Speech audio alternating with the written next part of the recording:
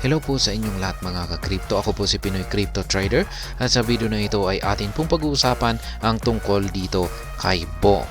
At ayan, meron po tayong isang malaking tanong dito kung si Bong na nga ba ang bagong king, yan ang meme king ng mga crypto. Ayan, sapagkat si Bong ay nahigitan na po niya itong trading volume nila Dogecoin at saka Shiba Inu.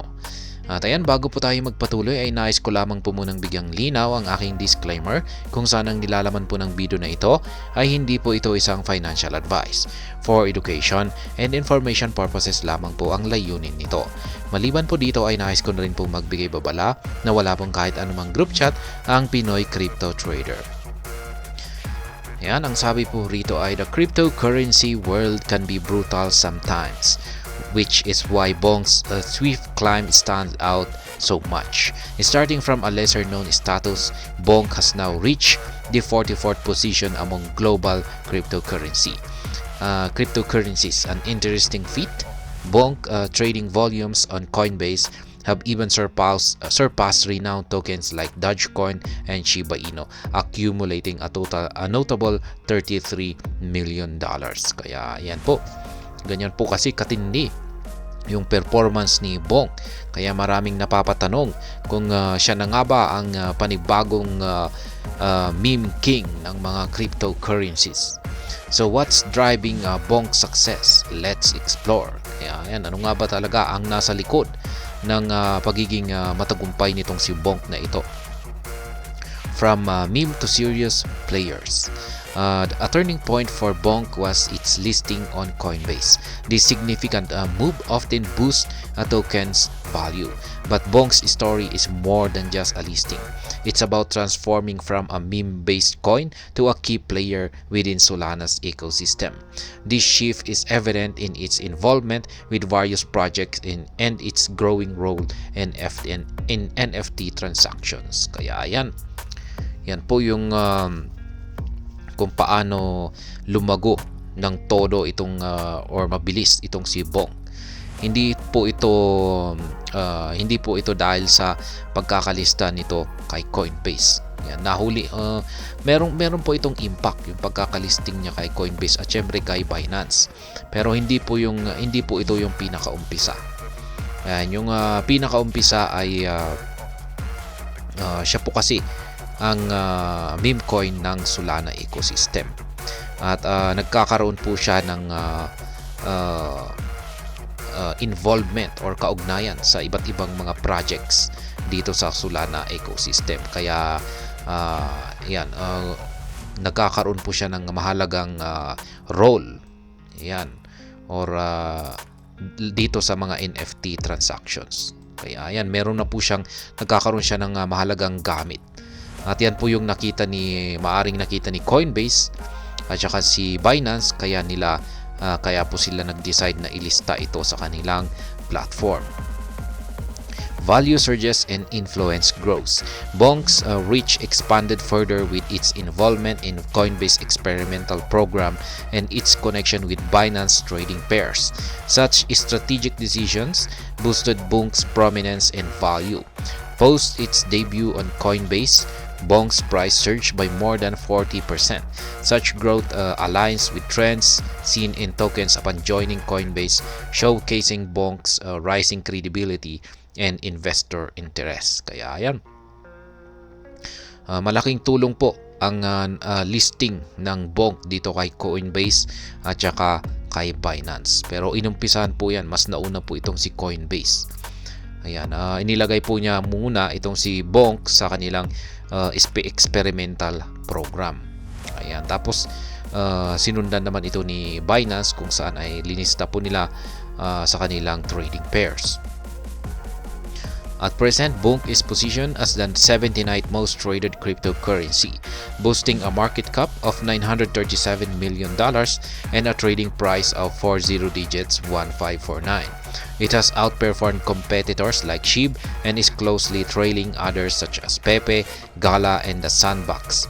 Moreover, Bong's success has contributed significantly to Solana's recent progress. particularly amidst the challenges faced by some Bankman-Fried. Kaya yan. Ngayon ay si Bonk ay nasa ranking na 79 ng most traded cryptocurrency.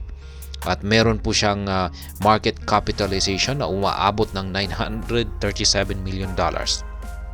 Yan. Sa kasalukuyan, ito po yung kanyang market price. Nasa 40 digits, 1549.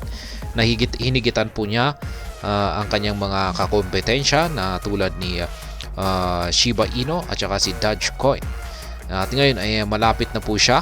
Ayan, malapit na po siya dito kina Pepe, Gala at saka Sandbox. Ayan. Ang naging tagumpay ni Bonk na ito ay nakapag-contribute na rin po ito dito sa paglago ni Solana. Kaya kung wala po itong si Solana ay hindi po siguro magtataas yung or aangat yung market price ni Solana. Kaya ayan, malaking tulong po itong malaki ang ibinigay na tulong nitong si Bonk kay Solana. Challenges persist. However, the crypto journey isn't without hurdles. Currently, Bonk's price stands at 40 digits 1585, marking a slight decrease of 1.93% in the past 24 hours. The immediate task for Bonk is to find solid support below 40 digits 175, with a key level of 40 digits 155. Should Bonk fail to maintain the support, it might experience further decline. While the RSI indicator points towards a possible recovery, the MACD indicator suggests caution regarding Bonk's short-term path. Despite Bonk's impressive growth, expert highlights a potential dependency on Solana's performance rather than its unique qualities. This close association with Solana, known for its price variation, raises concerns among investors tracking meme coins. Kaya yan.